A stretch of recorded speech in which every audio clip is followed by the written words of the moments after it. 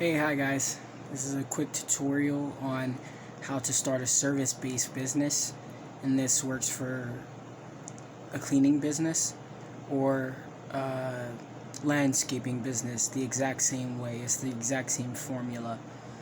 So I'll be quick with it. Again, greetings, welcome all. So how to create a cleaning business or landscaping business in a few quick steps. 1. Collect your supplies.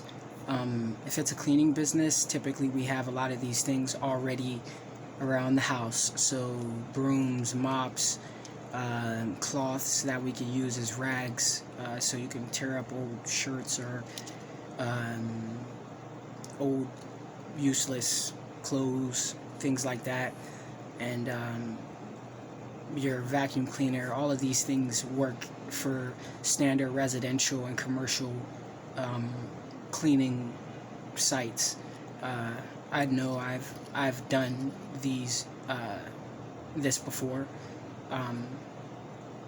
It's a business that works, but just because it works doesn't mean that it'll work for you. So again, I wouldn't make any videos on this channel or any channel about how to or a business that I haven't been engaged in. So sorry for the digression. The first step: collect supplies. If you're doing a landscaping business, it'd be a lot more cumbersome to come across your supplies, but you can go to a neighbor and rent their supplies and pay them when you get paid. You could go to family members. Just be resourceful. Step 2, go online. It's very simple. You can Google how to get a free EIN number, and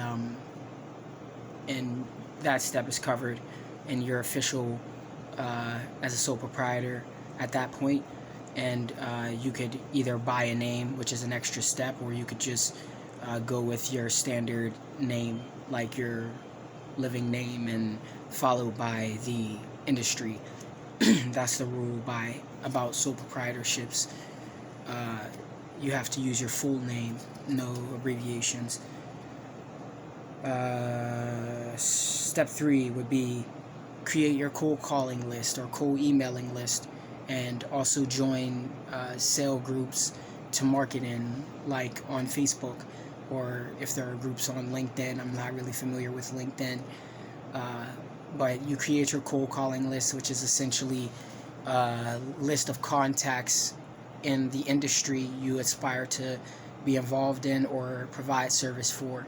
So in that, if you want to specifically work residential, you could start with friends of friends, not just typically staying with family members, but you could start with family members.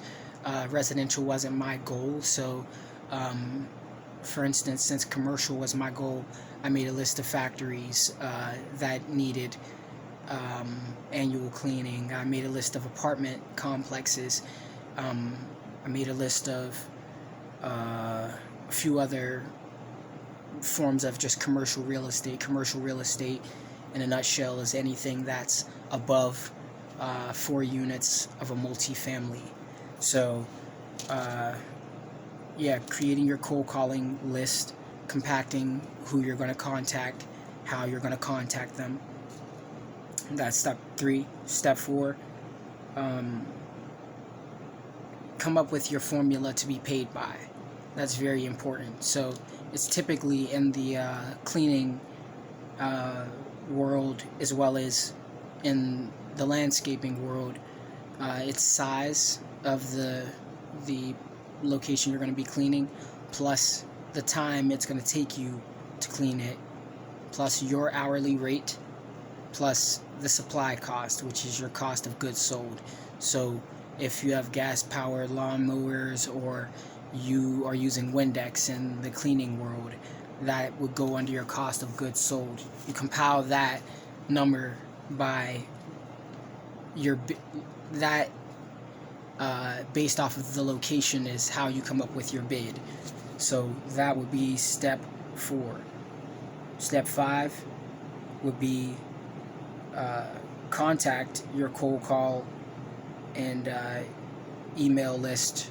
Obviously, go through it, exhaust all options, communicate clearly and professionally, and in that you should at least get 1 or 2 responses. Respond professionally, and then go out and give your bid. And your bid is based off of your formula, the size of whatever their location is, based on how much supplies you guesstimate you'll be using, and the supplies you think you'll be using. I'm sorry, I'm not sure if I went out audio wise.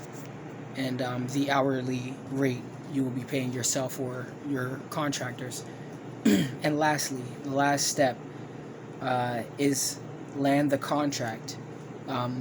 If you give a good bid based off that formula, you're not being too greedy, but you're not lowballing yourself, and you're coming across very professional, they'll take a shot with you, as long as you have some references and some level of professionalism in your employment history. This is for first-time entrepreneurs, obviously. But you land the contract and you rinse and repeat. You do the exact same thing again, minus collecting supplies and getting the EIN, obviously. But you expand on the cold calling list that you had. That was step 3, and you go all the way through the final step.